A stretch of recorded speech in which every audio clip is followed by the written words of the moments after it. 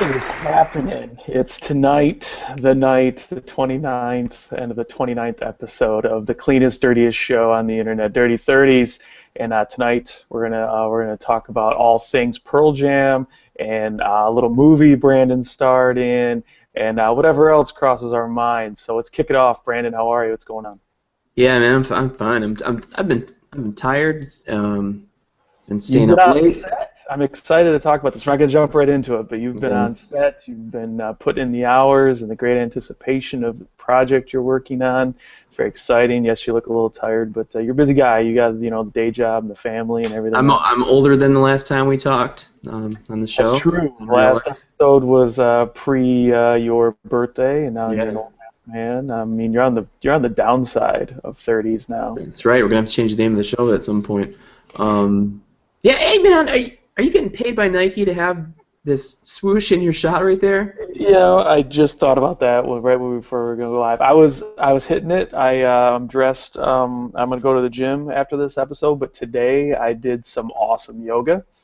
I've found my center. I've always been on and off the yoga. I don't subscribe to the whole spiritual religion, or not even religion, but all that stuff that the namaste and all the tattoos that the hippie chicks get and all that. I don't do any of that stuff with the yoga, but But yoga's you buy great. a whole Nike ensemble to do your yoga. I gotta have my Nike jacket and my Nike pants and my Nike socks and my fresh yoga mat that smells really nice.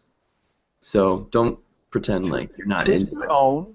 I was just saying, I don't do their things, I do mine, and it's more Michael Jordan stuff. But yeah, I do have a Nike swoosh on. But no, man, you gotta get yoga in your life. Like everybody else, as an athlete, I got broken down, my body's falling apart, and I started doing the yogas, and it's helped me a lot, helped my back out a lot, and the meditation part of it, because this ongoing 365 days of therapy I've been working on, it's all coming together. Feeling great. Hopefully, I'm looking better too. Am I glowing? Am I expressing my inner yogi? I don't know if you're glowing, but you do have um, NSYNC 1990s era Justin Timberlake hair curls going on. So I'm wondering if that's from the yoga. No, that's from me being super lazy and not cutting my hair, and starting to think to myself that maybe it's time to grow back out the lovely curly locks so we can do the last night out part two. Well, you had to have done something because it's not curly on the sides here. So you clearly cut the sides and this is intentional here. It Well, feels like. I tightened up the fade. I got to get it rocking, got to look good, and that kind of stuff. So yeah, I mean, I can't let it get all too bushy. So just trim it up a little bit. So You don't want it to go bye bye bye. no, not at all. No, you wanna keep it popping. Come on, rule of three. Give me another one. God spent a little more time on you and your hair. I don't know any of their songs. I can't help you with this one. Those are the main ones, I Those think. are the only ones. All right. It's Well, been a speaking of while. music, it was a busy couple weeks for me. I got to see one of my top two favorite bands in the whole wide world, and that was Pearl Jam. And I'm a huge fan, and I've seen Pearl Jam in excess of 20 sometimes now.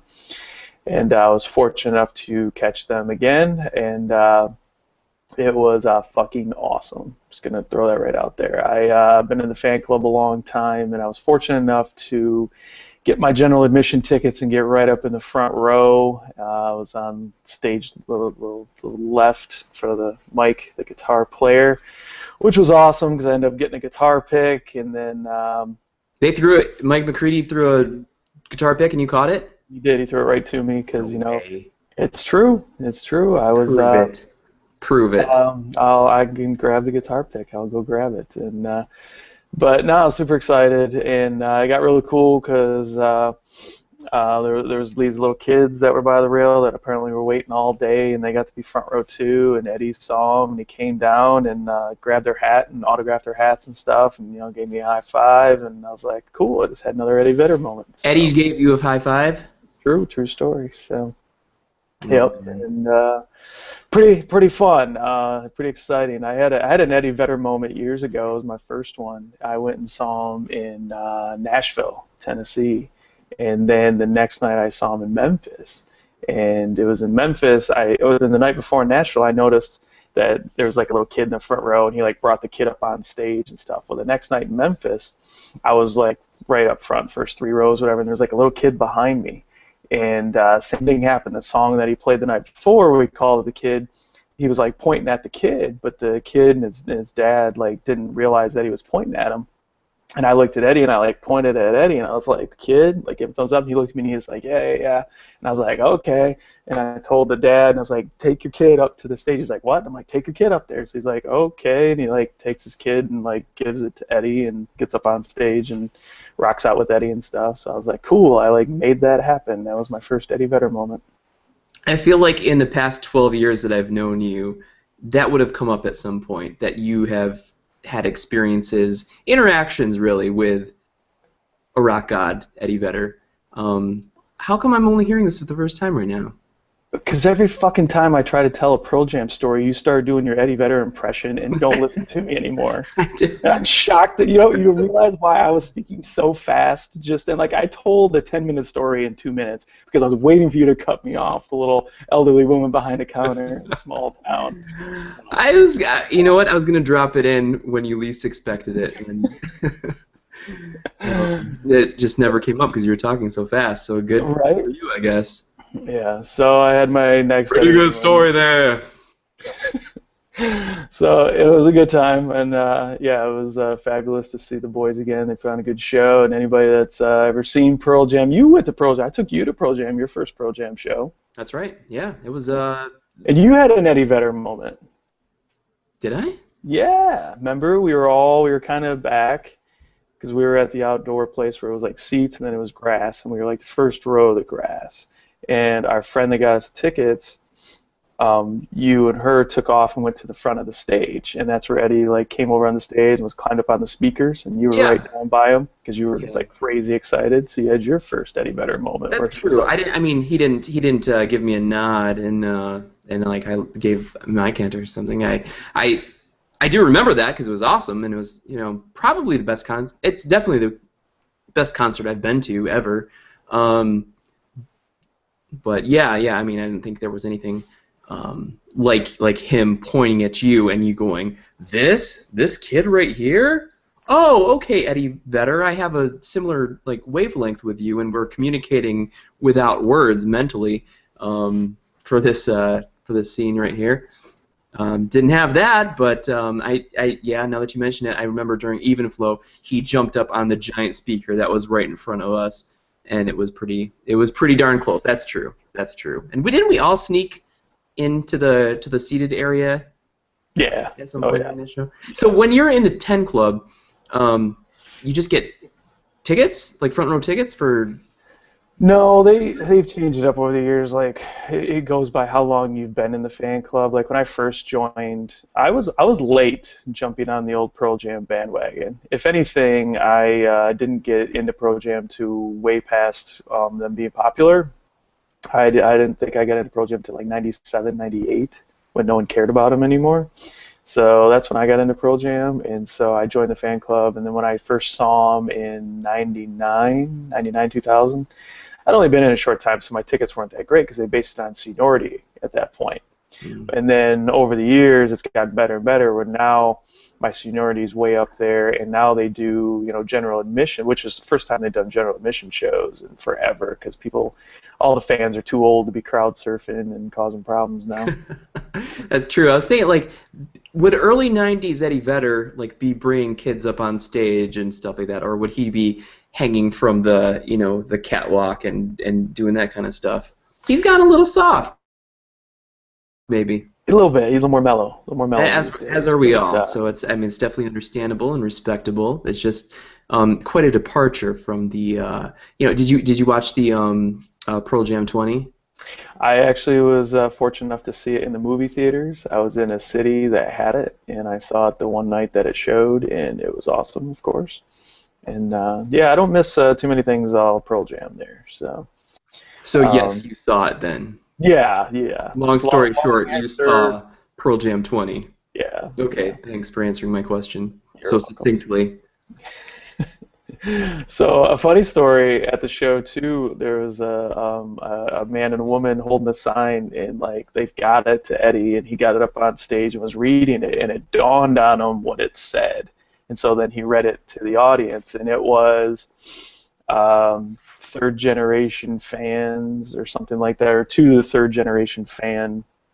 Um, will you please tell his daddy that IMA, and it was like covered in tape, and you like peeled the tape off. So what was happening was the woman was pregnant, and so this was the baby's first Pearl Jam show, and the dude didn't know if it was a boy or a girl, and so he found out what his kid was via Eddie Eddie Vedder Vedder. telling 20,000 people that you're having a boy. See, So this is what I'm saying about him going soft because early 90s grunge Eddie Vedder would not be the equivalent of Pinterest or a Facebook gender reveal party. You know, this guy's using Eddie Vedder as like a save the date card or a a giant box that opens up to blue balloons yeah, coming yeah, in. yeah, yeah. Yeah, yeah, that Wow. I happened. mean, That it's happened. cool. Like, if you're gonna do it, get Eddie Vedder to do it for you. But damn it,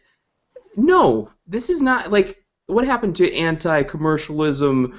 You know, anti-establishmentarianism, Pearl Jam. Uh, that doesn't seem consistent with what we know of him as like, hey man, can you read my baby announcement for me? That's it. That is. I mean, doesn't that seem weird? Now looking back on it, yeah, it was definitely odd. But at the time, it was like, oh, that's pretty cool. I mean, and he was also drunk, and he was talking like all night. He was just talking shit to everybody, and like I don't know, it was pretty funny. So Hey, I got an idea. Why don't you go to a Pearl Jam concert and then get Eddie Vedder to read, like to hold up a picture of your lunch and say, having salmon for lunch, life is good, hashtag uh, fisherman's life or something. I mean, like, you could be on. He could have a second career. You could just like hire like the $5 thing online. You could pay Eddie $5, and he could do a reveal on your Facebook page or something.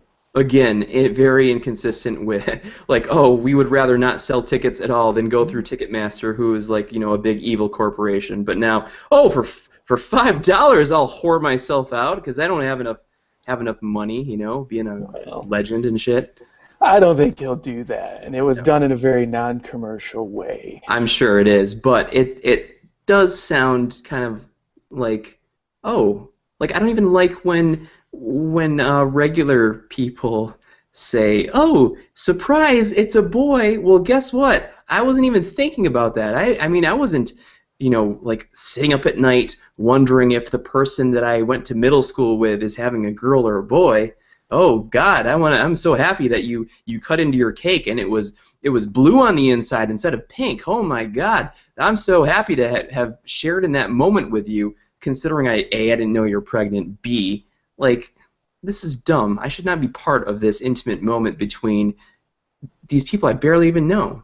So why is Eddie? Yeah, we need to move on because this is it's I'm taking good. a very solemn and very nice moment for people, and I'm getting angry about it, and I don't know You why. you're getting very agitated, and maybe it's a sign of that. Maybe you've gone to too many of these little reveal parties or too many little baby I haven't gone showers. to any of them, to be perfectly honest with you. I think that my or age group, I guess, was sort of. I'm very fortunate that all of the weddings and stuff and baby showers were sort of pre put it all on Facebook days. So I think it's more of the people who are uh, maybe 10 to 8 years younger than us, and they're um, hitting that part of their life where they're getting married, they're having babies and stuff like that. And this generation who is used to putting everything online on Facebook, they're putting these moments, and these moments have been created solely for the purpose of sharing them on social networking stuff like if I would have had a balloons launching out of a box to tell me what what the gender of my baby was, I wouldn't put that online. First of all, I wouldn't do that because someone else is going to know what my kid is before me, because someone's got to fill that box, right? Like, right? Yeah, it's true. Because Yeah. like in most instances, I think it's the parents will get the gender written on a paper, put in an envelope from their doctor. They hand that to a trusted friend. The friend looks at that. So the friend is the second person to know, the doctor being the first. And then okay, I'm going to get the pink balloons or I'm going to get the blue balloons. I'm going to store them in this box. And then you're going to open it, and then you guys are going to find out at the same time. Well, that sounds dumb. I mean, I don't even care. I mean, like I said, I was making fun of you because you're the one that has kids and has to be around that. But you're right. The entitlement generation. That's what we call them. All that stuff has always happened, but the only people that were ever witnesses of it were the people that were in the room, the photographer, and then the people that got to see the picture. That was it, and no one cared. Well, right. nowadays it's just every millions of people that get on a social media site get to see it. So of course you have to show off all your shit now because you have to be so important. I hadn't even heard of this until maybe 2 years ago, at the very earliest 2 years ago. I think it's sort of something that's really taken off because of Pinterest and people saying like, oh, this is the perfect way to reveal your baby's gender, and people feel obligated, like, oh, if I'm not doing this, I'm doing a disservice to my family, and I'm not honoring my kid. My kid will grow up and be like, what, you didn't have a gender reveal party for me? Oh my God, what's wrong with you? I'm neglected. Buy me a 128 gig iPod to make up for it because you're a crappy parent. No, man, no. This is. No, Well, don't care for that. You've done photography and stuff like that. Is that something that you had done before? 10 no. years ago? I mean, 5 years ago? the new craze now is the like she said yes Oh sign. yeah. For the engagement pictures, and like no one ever did that. And, it's creative. I'll give them that. It's creative. It makes the pictures kind of better than just two assholes, hugging each other and you're invited and that kind of stuff. It's fun and creative and all, and I'll shoot them. But like, It's I for don't the know. sole purpose of sharing it, to post it on Facebook, is it not? It absolutely is. And like now when I do weddings, like it isn't about me putting together the perfect DVD to present the bride and groom so they can sit in front of their TV together and watch it. No, they want a video within days that they don't need it more than a minute long. They just got to get it on Facebook. And they want pictures the next day because they got to get it on Facebook. And so the industry's changed. I mean, that's a whole episode in itself right there. But speaking of that and you having kids, there's something that bothers me, and I don't even have kids, but I wonder about it. And I know you kind of do it, you kind of don't, but like putting your kid online before it's old enough to understand what that even is or have a say in the matter. Are you talking Furthermore, about like, creating an account just for the kid? no, I'm talking Or about posting like, on your we're page? pregnant, and then boom, there's the sonogram or whatever it's called, and then boom, there's the picture of it coming out, and hatching that day, and then boom, there's Wait, you've seen pictures of it crowning and well, you know what I mean. Just like coming out? kid hasn't even like lived 24 hours yet outside of the womb, and there's pictures of it online, and it's like this kid never had a choice on whether or not it wants its privacy invaded, but now you're using it to get attention for yourself, to feel validated in your life by spackling it all over social media. Mm. I don't like that idea. I really don't like the idea of like, I don't know. I don't have a kid. I don't know what it's like, but I would think like I don't really feel the need to like, no one cares. It's one thing to put a baby picture up, but like just making your whole page about your kid, or before it's even old enough to be like, hey, mom, dad, don't Don't put me do on that. Facebook Yeah. because it's embarrassing and I get made fun of at school. I think it's So culturally acceptable to do that, and frankly, it's the easiest for the parents, right? Because you've got, let's say, you've got hundreds of friends, family who all want to know, uh, you know, was the baby, they knew you were going to the hospital or something heard through the grapevine, and like, we want to know, was the baby born? What was the baby's name? What did it weigh? And instead of having 100 different email threads, text messages, and stuff, you could just post it there, and it's done. Anyone But who isn't is that the interested. fun of it? Wasn't that the fun of it back in the day to do something and share it with people and have to tell the story more than once or show the picture more than once and have an intimate connection with another human being? Like, talking about Pearl Jam, maybe I had one picture and I met with you and I showed you and then met with someone else and showed them, got to relive the experience over and over. Or now I just post a picture and boom, it's done, on to the next thing. And people can check your page like, yep, they had a kid, great, and on to the next thing. It's like there's zero remembering or connection at all. I don't know, I could be wrong, and I'm not trying to be all life was better before the internet. I'm just saying it just seems weird that like we don't connect at all, and or when we do, things are just boom, here and gone so fast. Well, I think there's definitely something to be said for the fact that we are very much obsessed with capturing the moment for posterity. Like, I want to remember this. Maybe I'm traveling for business and there's mountains here and I want to take a picture. I'll never be in this spot ever again in my life, so I want to take a picture of it. And years from now, I'd be like, oh, have you ever been to Utah? Like, oh yeah, here's that picture. Even for myself. And at the cost of really experiencing that moment, there's a lot of, like, I see a lot of parents, and I'm guilty of this too, but like soccer games, watching the whole game through their phone because they want to capture, like, oh, if my son scores a goal, I want to get that. I want your first goal to be on film and have that memory for you. And you don't enjoy, you're not in that moment as much. You're watching it through, you're there in person and you're watching it through a little tiny screen, the same as the hundreds of people who you share it with who weren't there. It's like you're there in person. I try to make an effort a lot of times to just put it down, like if one or two pictures of of the event or whatever, and the rest of the time just be there in the moment. This sounds really hokey or whatever, but to not be attached to my phone and just remember it with these old peepers here instead of old Steve Jobs's namesake. So yeah, I see what you're saying, but it's hard to not want to preserve everything. When we're shooting our movie and stuff, we took pictures behind the scenes so we could remember what we did, and this time that we spent together with a group of people who most likely will never be all in the same room again. Doing little video interviews with the cast and talking about, oh man, like what just happened? Oh, some crazy guy while we were shooting came up and yelled the C word at us. Wasn't that funny? Those are nice things to have, right? So do you not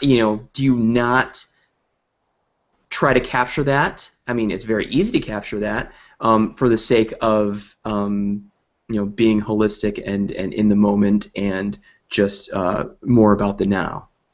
I don't know. That's tough. Yeah, to each their own. I mean, I'm not telling anybody what to do. I think I agree with you. Like, not live the moment and not through your device. And when I was at Pearl Jam, I took a couple pictures, just because, hey, I'm front row and I remember this. I took, a couple pictures here and there, and I took like a 30-second little video for one song, and then that was it. I didn't pull my phone out again because it's like everyone around me is watching the concert through their phone, and it's like, do whatever you want, but I just, I'm just gonna be in the moment, enjoy the people I was around, enjoy the surroundings, that kind of stuff, and Hey, it's like and then Mr. Miyagi said, balance, right? There's good in both sides. As long as you balance it out, you won't fall out of the boat. yeah, you're right. Mr. Maggie knows all, and so, well, okay, before we run out of time tonight, we have to talk about something very important. So, Pearl Jam and babies and all that stuff aside, you've been a very busy man, and you've been on set. And what do you want to tell us about that? Well, I signed a very, very extensive non-disclosure agreement, so there isn't much I can say. I'm not saying that to be a dick or elitist or anything like that. I just plain don't want to, I feel very fortunate to have had this opportunity presented to me. I don't want to screw it up by doing anything stupid, what I Can you can't say the name of the movie? I can't say the name of the movie. Can you say who is in the movie? I think saying who was in the movie would make it painfully obvious what movie it was. I will say that it's a very large movie, big budget movie. I got a casting or a bunch of people who know that I do acting and stuff like that sent me this article about, hey, there's a movie coming to town. And even the article didn't say what movie it was, but submit your information, and because we need people to be extras. So you and I have done movies where we're the leads and stuff. So I don't typically like to do extra work, but I had a pretty good inclination of what this movie was. So I'm like, hell, So for this particular movie, you're willing to take a back seat and not be the main focus. Absolutely. Okay. To be part of something. Must be a pretty big movie for you to be able to take that. Pretty big movie, yeah. Okay. All right. Yeah. So I submitted my information. This is my height, weight, eye color, suit size, whatever. And then they got back to me and said, hey, we need you for these 2 nights. They're night shoots. It's all through the night. So the movie takes place at night. A portion of it, which a lot of movies can take place at night or in the day, if they span more than one day. So not everyone's like us, where we make it just the whole night, the movie, right? What are you saying? Like a movie can take place during the day? Yeah. Oh, we don't like first day in? I don't even know what that means. We've never tried that. Hell. Weird. Yeah, maybe we just figured something out. Well, as much as our fans want to hear you babble about filling out paperwork and waiting in line and all that, I don't think without you being able to talk about the movie, it's gonna be very much fun. It's definitely not. But when the movie comes out, I can certainly say more. But it was awesome. I was next to Oscar winners and Oscar nominees, and just watching them work was really cool, really inspiring. Like, they never screwed up their lines the entire night. It was pretty amazing, especially for me. Did you get your own trailer? Did not get my own trailer. No. Did you get your own chair with your name on it? I got a chair. I didn't have my name on it. They were just folding chairs, as did every person who was in the scene. You didn't ask the gaffer to give you some tape so you could put your name on your chair? I did not ask anybody for anything. This I can say because it's not specific to the movie. There were people bitching about, what am I going to do without my phone? You can't have your phone on set or something, so you have to hand it over before you go into wardrobe and makeup and stuff like that. So this movie is so top secret they took everyone's phones and devices. I think that's typical of any studio film these days, to be perfectly honest. I don't think that has anything to do with the level of security around the particular film. I think that's just standard, at this point in time. And people were, what am I going to do without my phone? It's like, well, what did you do before you had a phone? And like, you get to be in a pretty sweet movie. You can live without your phone for 20 hours, or 14 hours this day, 14 hours this day, something like that. It just goes to show people will bitch about anything, and it's like, make some sacrifices, all right? And people are crying because they're hungry and stuff. There's snacks all over the place. We could eat, do stuff. So you're saying you got to enjoy craft service? Yeah. Okay.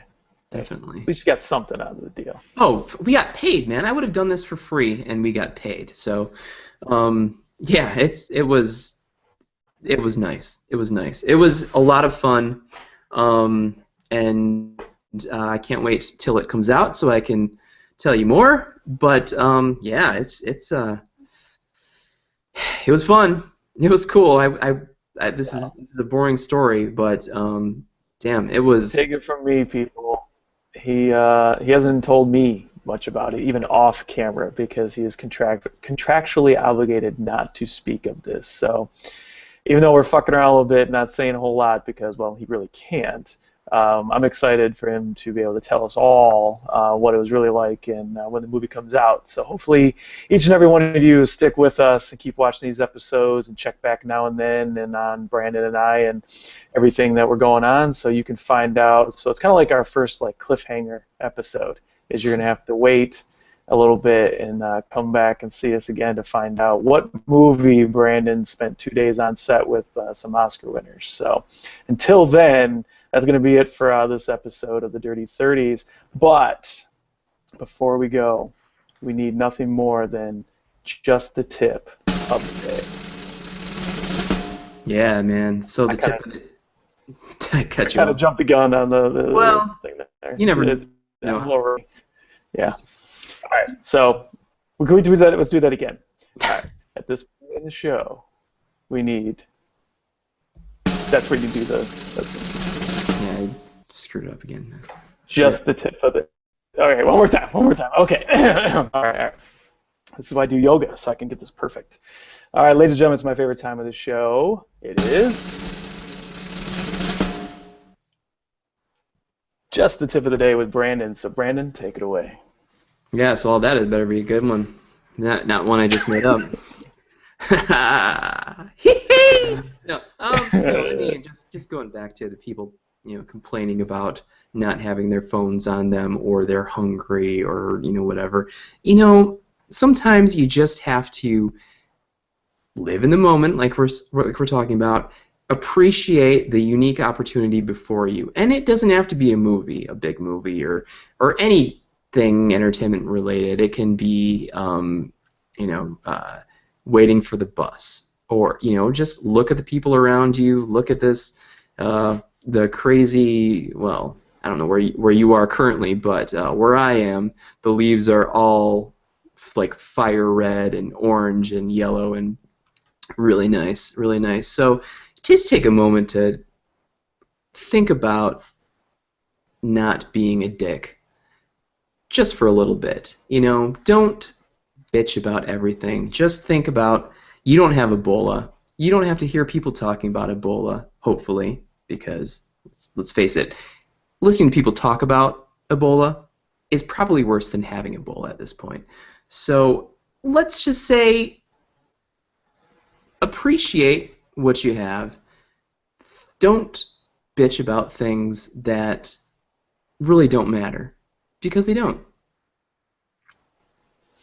And there you go. There's your cryptic text tip of the day from Brandon. Don't worry about shit that doesn't matter, and don't live your life through your fucking phones, people. Get out there, live it. Text? Your favorite. Did you just get a cryptic text and then you were trying to say something else, and then because that is not even close to what I said. That's a cryptic tip of the day. Text. I was thinking of phone. The text is now. You're only for the phone. So. Yeah. So, anyways, get out there and live it. Go enjoy your favorite bands and your kids and everything else. And gender reveal parties. Until next time, I'm Jonathan. I'm hypocritical because I'm sitting here bitching about gender reveal, posts on Facebook and stuff, and it's like, hey, Amanda, don't worry about crap like that. So I'm a hypocrite. Everyone's a hypocrite, right? Screw it. But that's the whole point. Is by doing the tip of the day, you reminded yourself to not be a dick. So there you go. It worked. You helped. You at least helped someone today with your tip of the day, and that someone was That's you. me. Got to start here. Until later. We're done. Just take a night. All right.